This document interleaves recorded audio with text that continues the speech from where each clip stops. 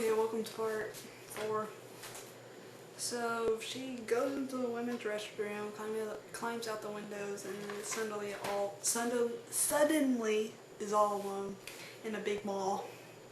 You do a lot of stuff, fight bosses, fight a worm-like creature that's like in the first game. And you say, Douglas, screw you, you're on your own, I'm going home. And she gets a crazy time getting home. And when she gets home to her apartment, which takes like 5 hours if you suck like me, first time playing it, bad idea. But she's walking, she's like, Dad, I'm home. Listen, there's something you should, Dad. And then there's her dad sitting in a chair, and then she looks at him, and he's dead. But there's something strange about him. Okay, before I go any farther, I gotta mention that in the first game, in the best ending, he kills God, Dad Dahlia, made Alessa birth, and Alessa comes and gives him a baby. He runs off. It's Sybil. Or without Sybil. Good ending, no Sybil. Good plus ending, Sybil. When she looks at him, it shows like a camera view of him, not showing his face. And guess who it looks like? We can definitely tell by his clothes. Yep, it's Harry Mason. And they killed him off. And I want to say something. That's not fair.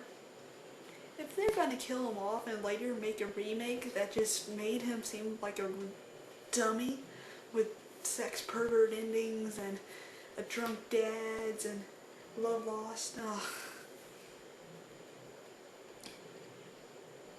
I never cried to a video game before. Why'd they have to kill Harry? It was a good bet. He wanted to do was find the little girl. But anyway, she runs to the roof, fights a boss thing, and there's this one woman I forgot to mention, Claudia. And apparently she's like Alessa's best friend and fell into the cult, and she tried to make Alessa birth God, just like Dahlia. And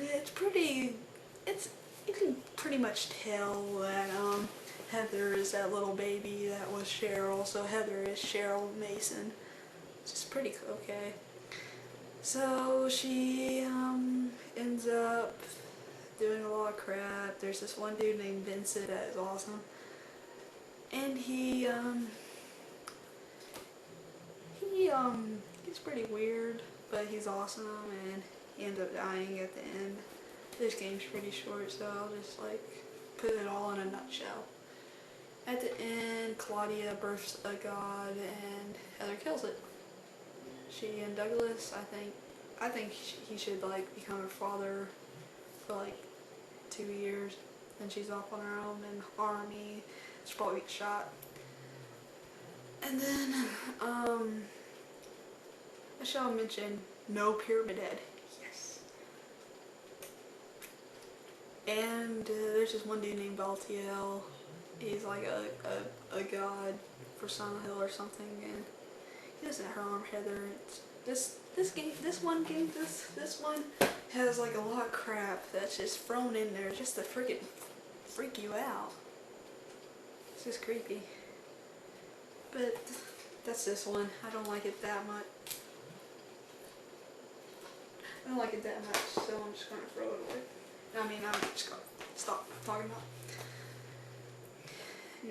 The UFO ending for that one's awesome because Harry's alive, and he's gonna bust some heads. He and James fights, it's awesome. But anyways, I forgot to say something. I have Silent Hill Origins on PSP, but I dropped my PSP and it broke, so I don't have it with me, and I didn't really think about getting it before I started doing these videos.